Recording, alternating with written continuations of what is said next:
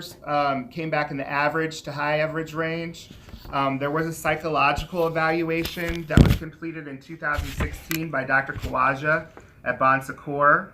At that time, Rayson's full-scale IQ was in the high average range. So he's got a lot of strength, cognitively speaking. There was also a cognitive assessment done by Chesterfield in January of last year. Same sorts of things kind of came through, that they were really just looking at the ADHD. There was a rating scale that was done to look for an emotional type of a disability. However, the teachers did note that there really wasn't any noticeable depression or anxiety, so the team did find him eligible just as a student with other health impairment for the ADHD. So that's what he received services for. Okay? Moving down forward through the present level, the description of his disability, like I just said, he is a third grade student at Bridges Treatment Center right now, found eligible to receive special education services with an identification of other health impairment due to ADHD. What's his other health impairment? It's the ADHD. So the ADHD, you don't think that the ADHD doesn't come from, it's not being activated from his current situation? I have no clue we just take what the doctors gave, you know. Well, I know doctors is not always correct. Right. I mean, we have proof for that. Right. Well, I agree with you on that, but for our basis for eligibility for special education, that's what he was found eligible for. But wouldn't special education come from the basis of him not knowing the work, not just behavior? Because if you want to look at behavior, anybody that goes through a traumatic experience is going to have behavior issues. Not dealing with school, but dealing with the emotional side effects of what was being done to them. Right. So, special education, with our own research, was more based upon them not knowing or understanding the work. So, and it does say in the testing here that, you know, he does understand the work, and it looks like the ADHD was affecting him more for attention, you know, that kind of stuff. So that's what they were. It wasn't. I don't think it's a question of him understanding the work. Right. It was just kind of like the behavior due to the intention. But the behavior is initiated from. See, the one thing about school, I understand where y'all standpoint is from the actually behavior issue, because you know you got to deal with students and stuff like that. But if they get into a situation where they're getting stripped from their family, you're gonna have issues.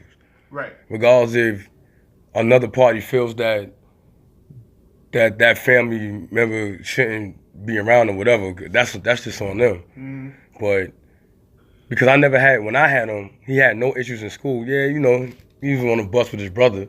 You know, they always gonna have issues on the bus, but never issues like that in school until after all this was happening. Right. So special education, it puts him in a situation where when he gets older, that follows him. And it follows him like a bad omen. Because now people gonna look at him like he don't know or he don't understand, because that's how he felt. When I was speaking to him, that's how he felt. Because he's gonna open up to me. He feels like they think he's stupid. He don't like being called stupid. That's why he asked my mother for books for Christmas instead of toys. You know, because he don't like to feel stupid. But being in special education, people gonna look at him like he can just slide through. So, and that's something that the team can, when he comes out of Bridges, that's something that the team can always look at to determine if he still needs those services. Right. You know, while he's at Bridges, he's going to get the same services, you know, as if he didn't have the special education right now, really. Because he's going to be in the same classroom with the same teacher, the same behavior support. You know what I mean? It's just kind of part of their program. But as I was growing up in high school, my mother always fought for me not to be in special education. Because of that stigmatization that we get as black men as we get older. It stays with you throughout high school, throughout college. That's why I was able to get through on my studies, because I never was in special education.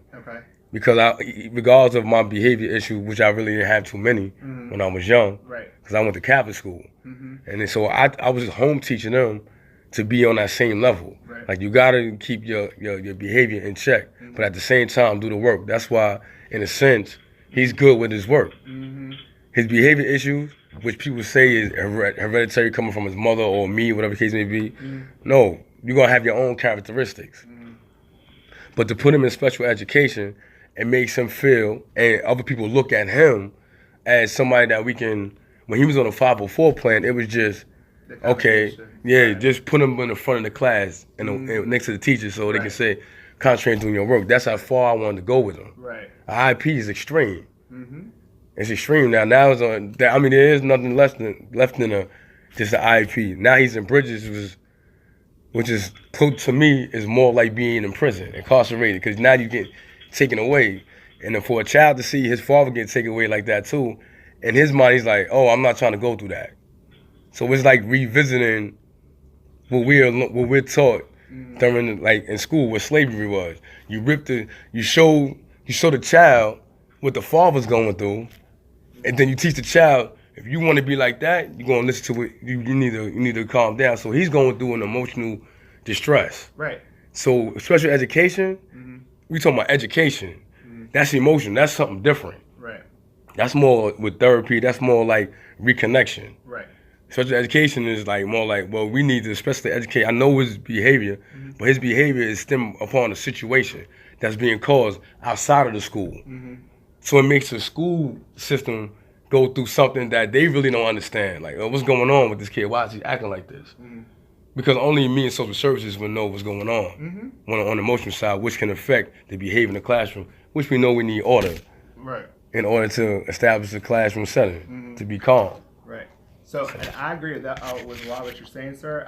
I just know that the team that found him eligible for special education services was a team at his previous school before he even came to this school. Right. So, and that's all something that can be looked at any point in the process through an eligibility team. For today's purposes, we're just going to propose the IEP as it is.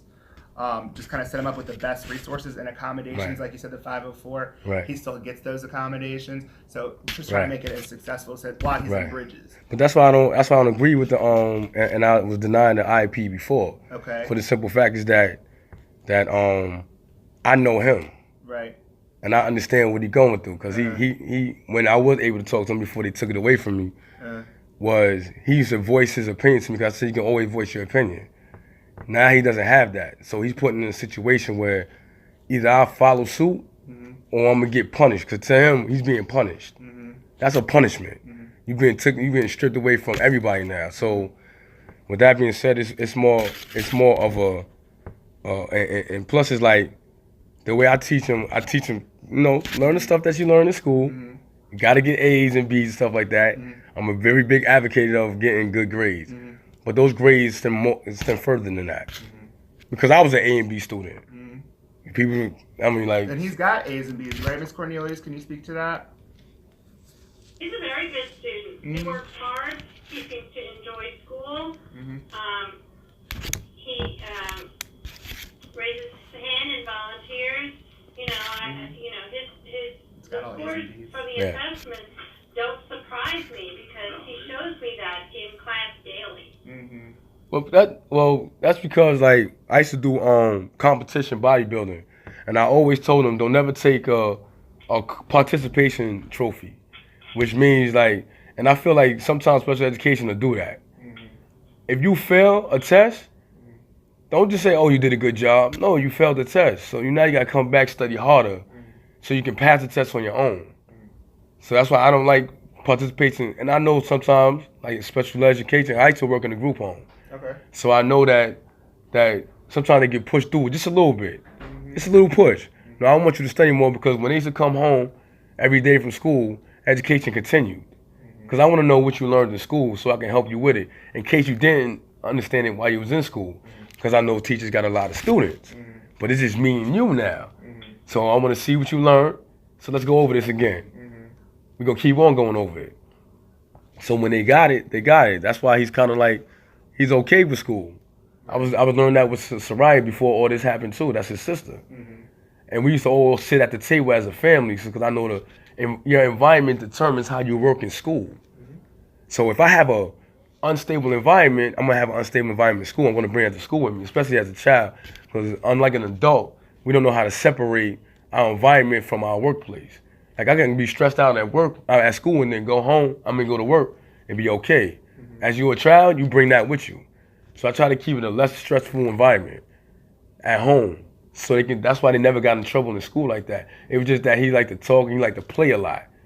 That's why the 504 was there, because he liked to play.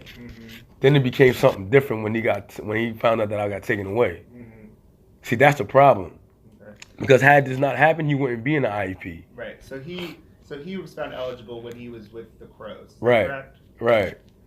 So is that something that you want to explore further about him not being in special education? Yeah, I don't want him in special education because I need him, because all my children, I'm with that with all of them. Okay. We got, because when they get older, in their teens, in their 20s, they're going to face things that y'all might give them special attention. Y'all might give him special attention just so he can do good. When he gets older, he's not going to get that. They're going to say, you should have known, you should have learned that in school. So it's like holding their hand. And I was always taught you can't have a holding hand. Going to Catholic school, now we didn't have a holding hand. So, and Stacy, maybe you can kind of add to this a little bit. Mr. Smith still retains educational rights, correct? Yes. Okay.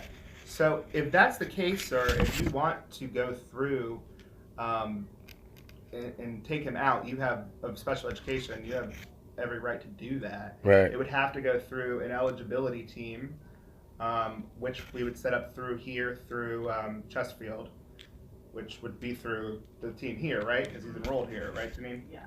Okay. But maybe you could speak to that process a little bit. Not really too from. Well, if we do it, we can set it up. I guess Bridges would have to test him though, because he's there.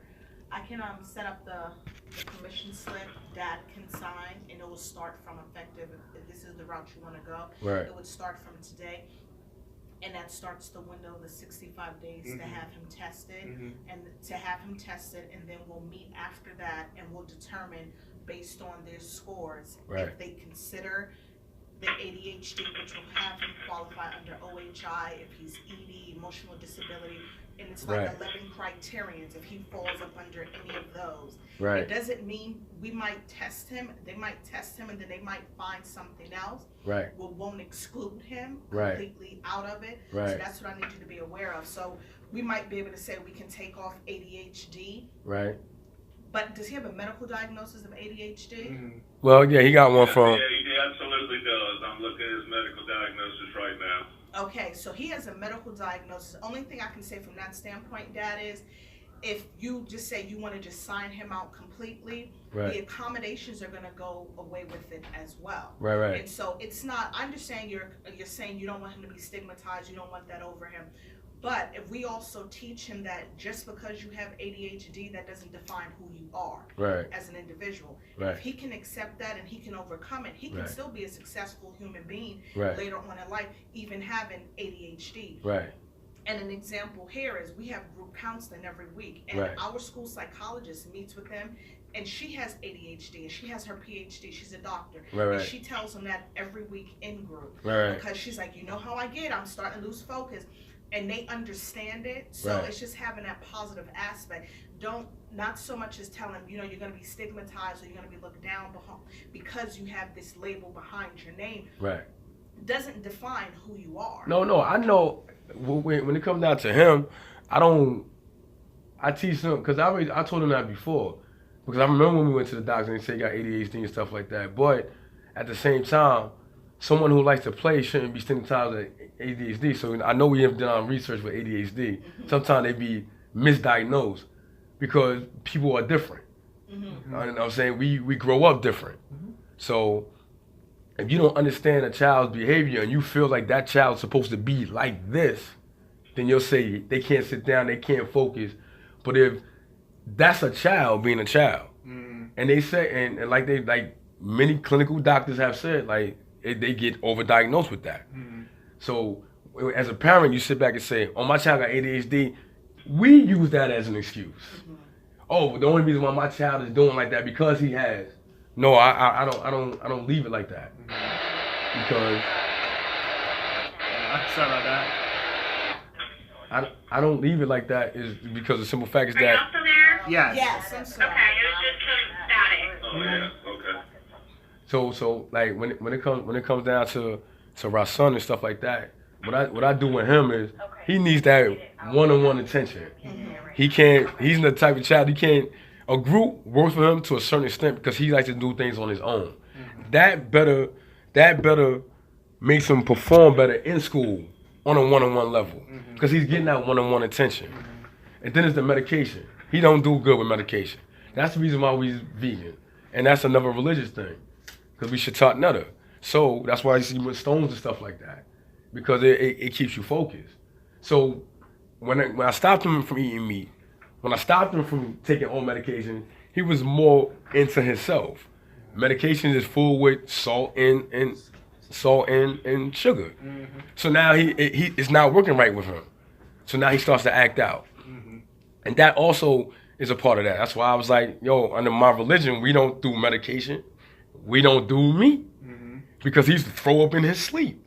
So there's things that people don't know about him that I know about because I live with him. That's my child. So now I understood that when I was able to figure that out, I was better able to give him what he needed.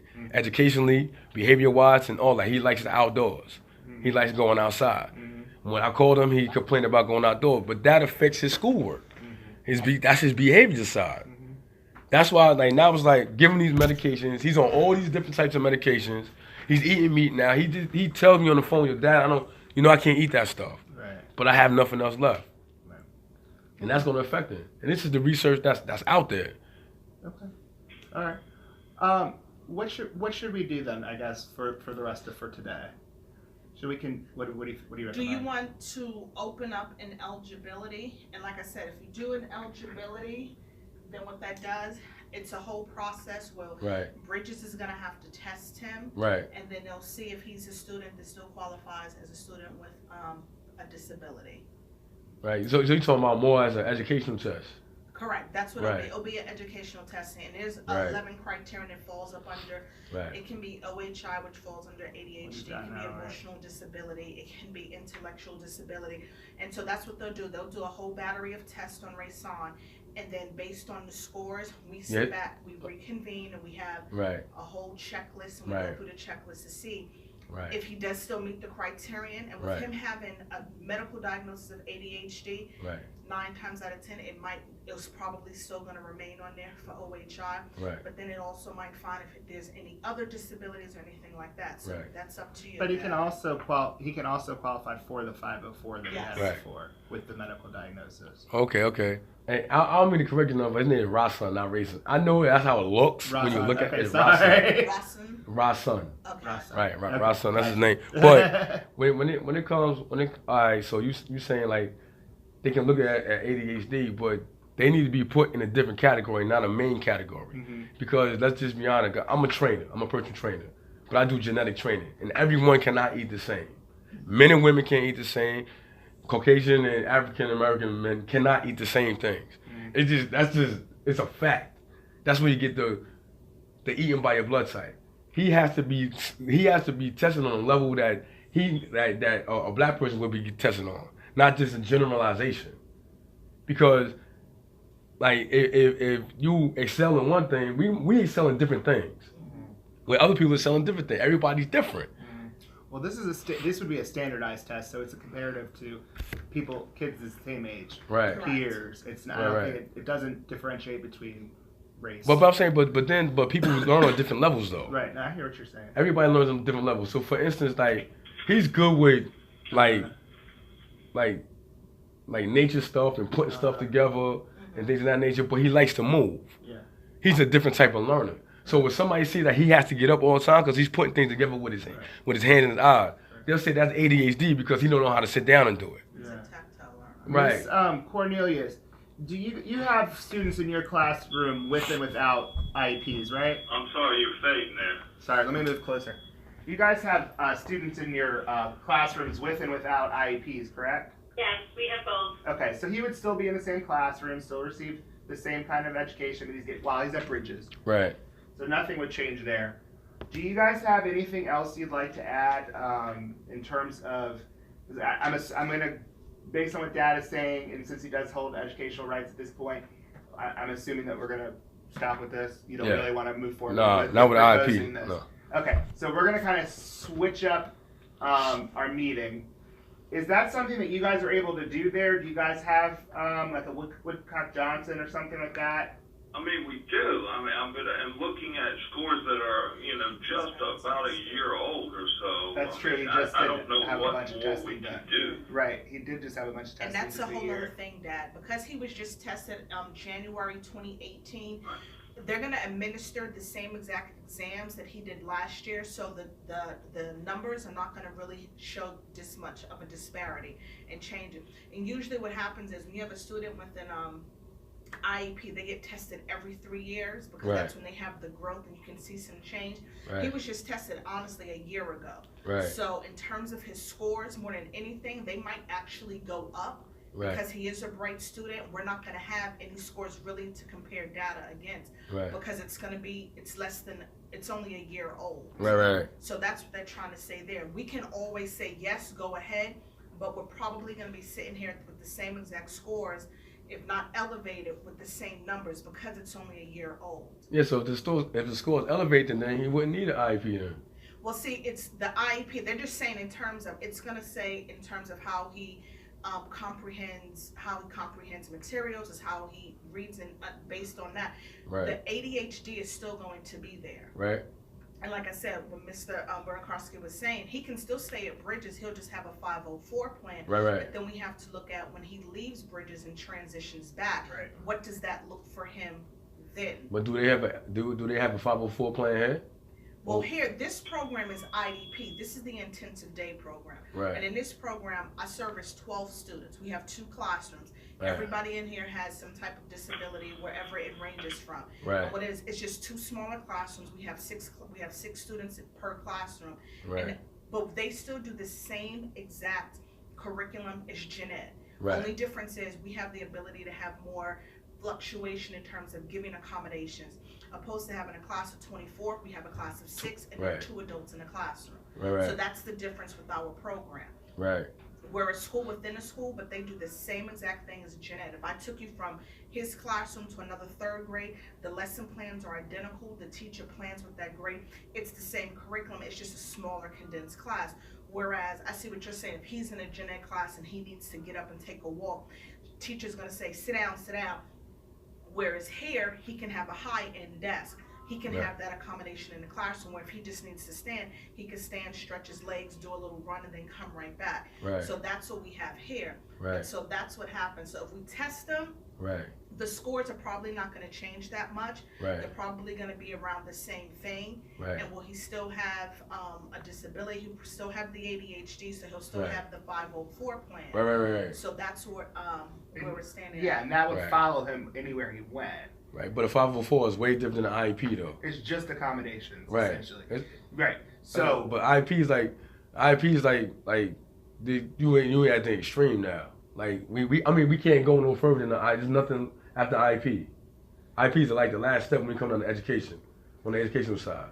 But what are you referring to in terms of educational side? All right, so first is like 504, and when he had the 504, he got to sit by the desk, by the teacher, so they can constantly remind him to sit down, right?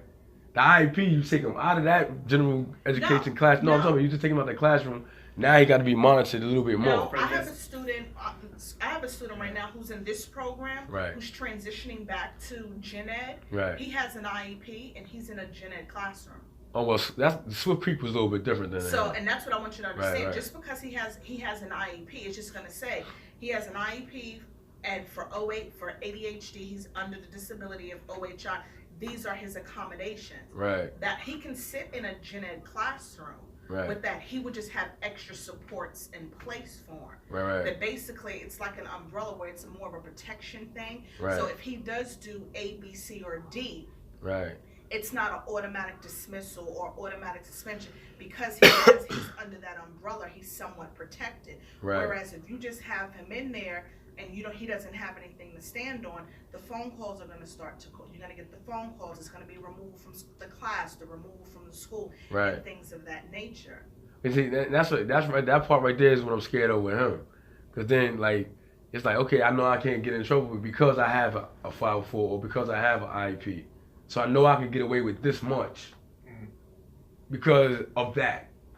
See, I want them to be aware of what they're actually doing, because now it's almost like like, okay, I'm gonna let you get away with that because of the IEP. I need him to know that you can't get away with that because when he gets older, he's not gonna be able to get away with it because he had an IEP or he's in special ed. Well, he should still have consequences regardless. Yeah, but that's what I'm saying. Like, I'm a firm believer that consequences, regardless of, like, people like, all right, I'm gonna take your video game, or you can't go outside today. But with IEP, it's like, well, we kind of understand, so we're gonna let that slide. But we're giving you a warning, but we're gonna let it slide. But that's also on an individual basis. You can't say that everybody's like that. Right. Because everybody, like I know from my program, everybody's still held to a standard regardless. Right. I don't care if you have an IEP. I don't care right. what address you come from or right. what your living situation is. Right. Certain things, they'll tell you that I'm mean. I'm the hard one. I'm not going to accept certain things regardless of whatever your disability is. Right. As a human being, you're not going to do A, B, C, and D. And that's an individual preference. If they say, oh, let him slide because he has an IEP. And a lot of teachers are not like that. Some, right. You might have had a bad experience with a teacher, right. But not all of them are like that because you're not helping the student. Not understand what you're saying. Right. They need to be taught, and they need to be taught if you do this, these are the consequences. Not I'll give you a pass because right. You have a stigma or a label attached to right. You. How did he land in an IEP in the first place? I mean, it looks like when he was living with the Crows that they...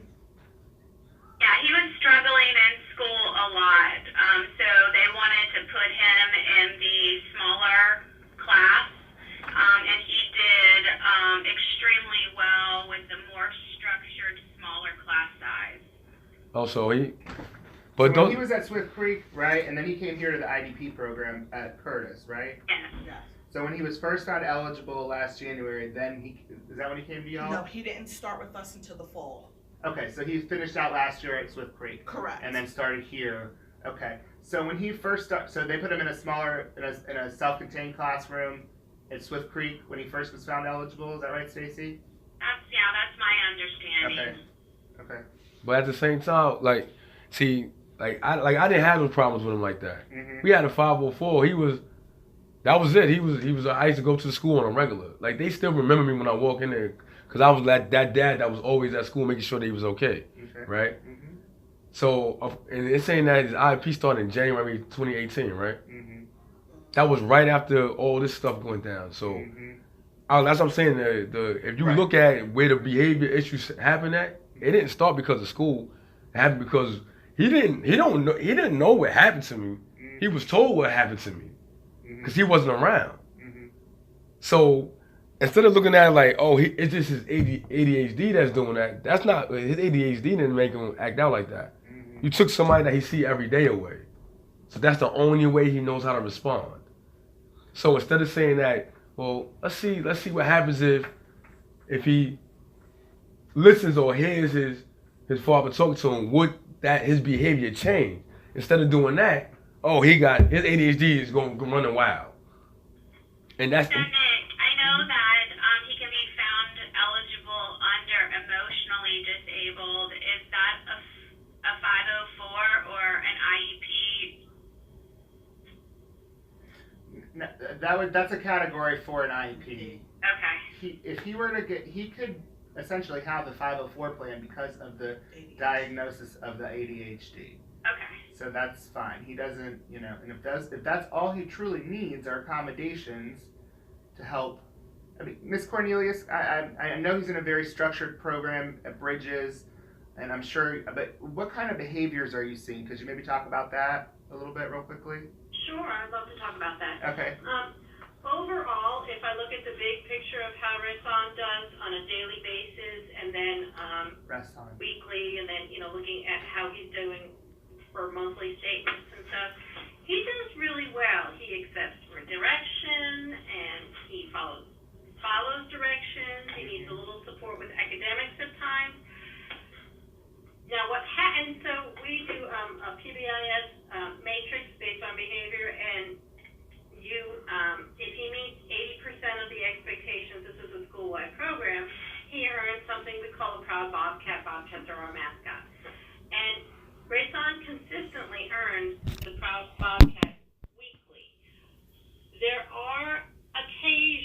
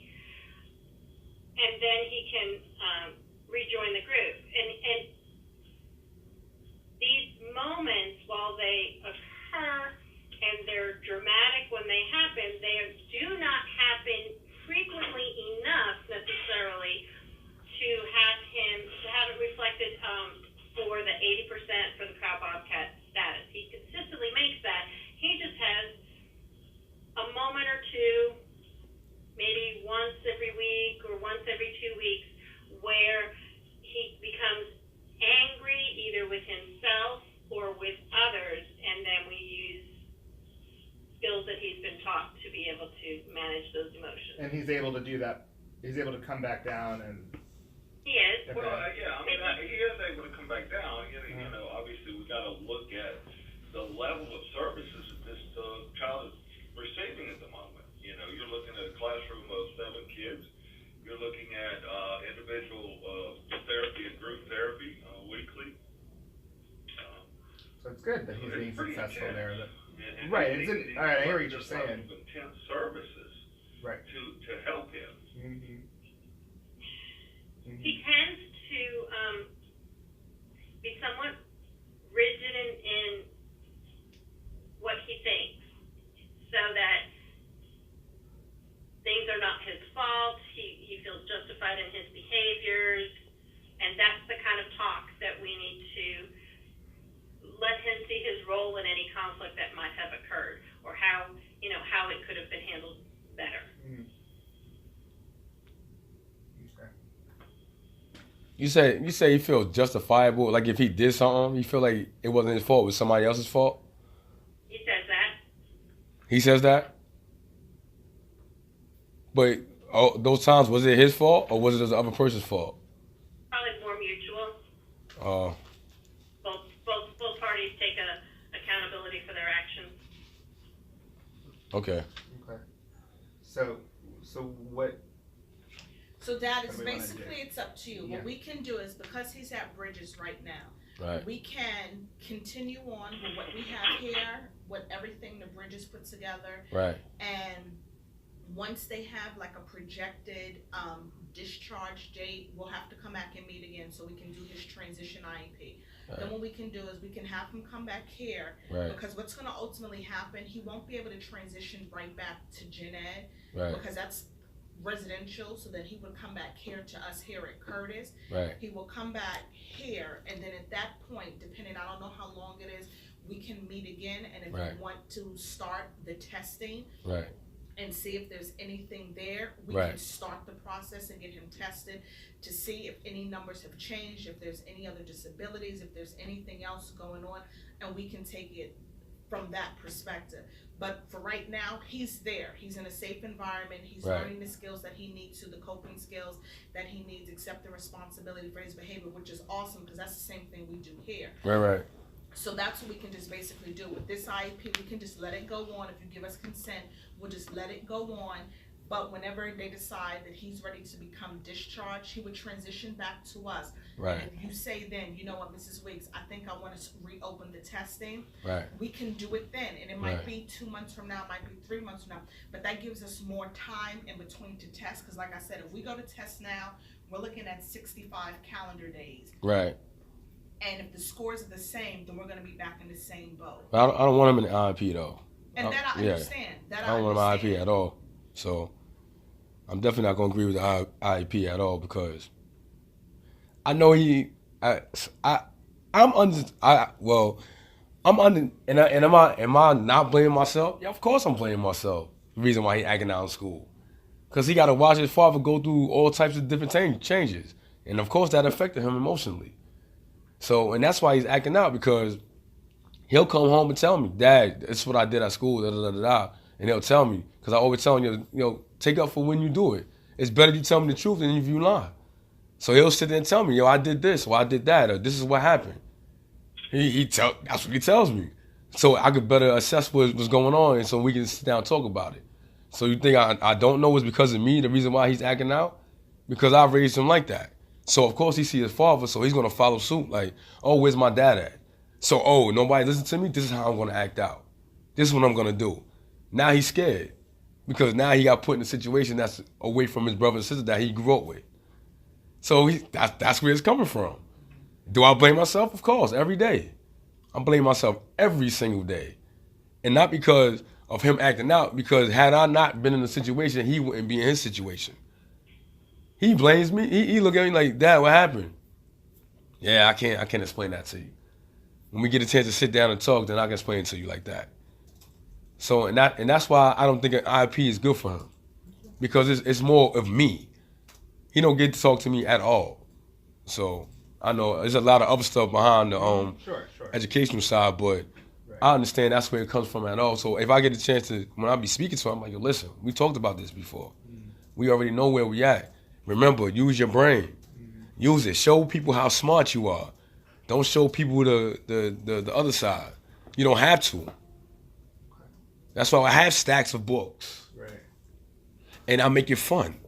Let's have a little bit of fun. Let's go out there and get these rocks and look it up online or Google and see what the rock is for. How it comes together, rock formation, osmosis, and stuff like that. So let me kind of just recap. It sounds to me, this is what I'm hearing from Dad, is that he wants to sign him out of special education. That's what I'm getting. For today, we talked about potential for revisiting something when he is out of Bridges. We've already established that the services of Bridges aren't going to change. When he transitions out of Bridges, I want to be very clear, if he doesn't have special education, he would not come back to this program, because this is a special education program that Ms. Weeks runs here at the school. Right. So he would transition to a general population school, or a general population classroom at whatever school, whatever locale, wherever that is. Right. With no services in place. Of course, we can always look, like she said, we can always look at it again in the future if we need to. We want to re-examine or re-look at for a 504 plan. There's potential. We can always do that as a team. So for today, and I don't know Ms. Weeks about what the process is about signing out of special education. I've never actually. I would have to double check. Okay. So I think what we can do today is just kind of stop at just kind of note and kind of state what Dad wishes to do and the direction he wants to go in. And we'll double check, Ms. Weeks will double check and see what you need to do as far as paperwork to sign him out of special ed. And then we'll just take it from there. Does that sound like a plan? All right. Okay. Guys, Stacy, did you have anything else you'd like to add? No, I don't have anything. Okay. Guys from Bridges? No, I guess not. All right, we will follow up with you guys and let you know what the plan is moving forward. But we appreciate all the work you're doing with them, and keep up the good work, Miss Cornelius. It sounds like he's really doing well in your class, so we appreciate it. Thank you. All right, thank you guys. Thank you. All right, bye-bye. So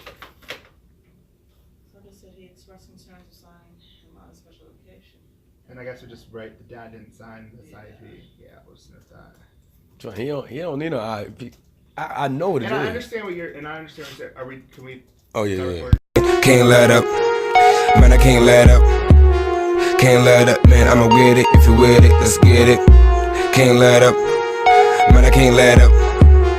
Can't let up, man. I'm about to be back. I'ma wreck this shit go. Got 100 clip loading in my AR. I son all you niggas, y'all my fucking JRs. CT in my squad, I say it everywhere I go. Keep the 40 in the coat, have them hanging lobster rolls. My flow is clean just like some snow.